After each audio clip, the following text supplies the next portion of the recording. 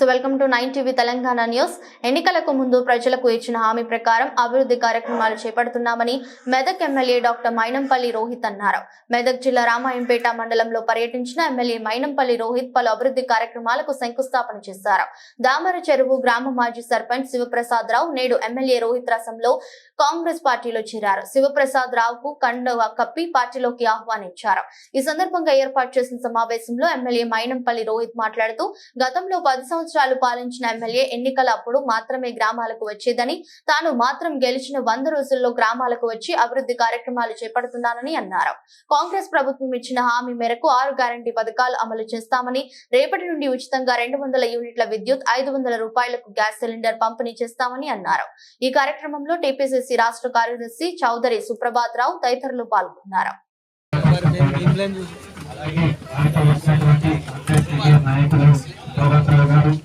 అలాగే రమేష్ రెడ్డి గారు, అలాగే కౌన్సిలర్స్ ప్రతి ఒక్కరికి పేరు పేరున నమస్కారాలు తెలియజేస్తున్నాను. నేటి రోజున అసలు ఎమ్మెల్యే గారు అరెస్ట్ పెట్టేంత దాని ఈవెంట్ కాంగ్రెస్ పార్టీలో జాయిన్ చేసుకోవడం కూడా సంతోషం వ్యక్తం చేస్తున్నాను. భవిష్యత్తులో మన గ్రామాన్ని ఇంకా అభివృద్ధి దశలో ముందుకు తీసుకెళ్తానని మీ అందరికీ మాట ఇవ్వడం జరుగుతుంది. ఎమ్మెల్యే గారికి ఇష్టం ముందుకు తీసుకెళ్తానని మాట ఇవ్వడం జరుగుతుంది.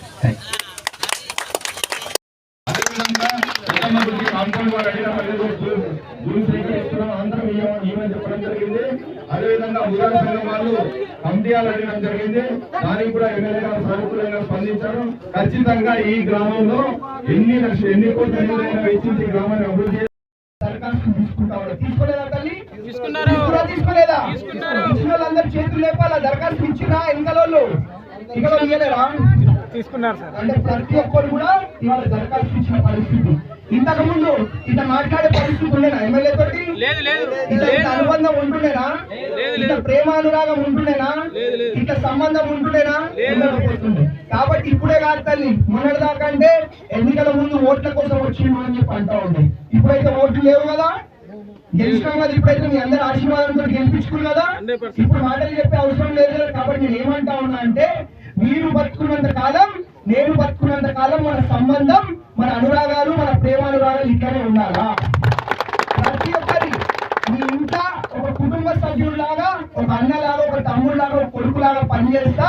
మీరు రోహిత్ అని పిలిస్తే పలికే విధంగా నేను పనిచేస్తా అని చెప్పి మీ అందరూ కూడా మాటిస్తాను. కాబట్టి ఇదేం ఆఖరిసారి కాదు, మన ఊరికి మళ్ళా వస్తాం, మీ సమస్యలు తెలుసుకుంటాం, మీ కష్టాలు తెలుసుకుంటాం, ధన్యవాదాలు తెలియజేసుకుంటా ఉన్నాను. మరి మీ అందరూ తెలుసు, ఎన్నికల ప్రచారంలో భాగంగా మీకు చెప్పడం జరిగింది.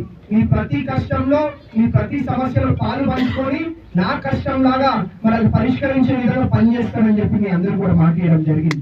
ఆ మాట ఇచ్చిన ప్రకారమే మరి నేను ఎమ్మెల్యే కాకముందే మరి నా సొంత డబ్బులతోటి మరి మన స్కూల్ని మరి అభివృద్ధి చేయడం జరిగింది. అదే కాకుండా మరి నేను ఎమ్మెల్యే గెలిచి 100 రోజులు కూడా కాకముందు ఇప్పుడు 40 లక్షల రూపాయలు మరి మన గ్రామానికి మరి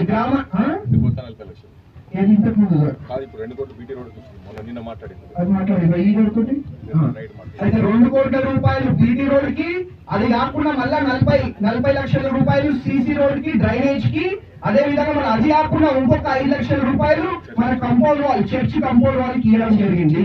అంటే దాదాపు 2,50,00,000 రూపాయలు పెట్టి మన గ్రామాన్ని అభివృద్ధి చేసుకుంటా ఉన్నాం ఇవాళ.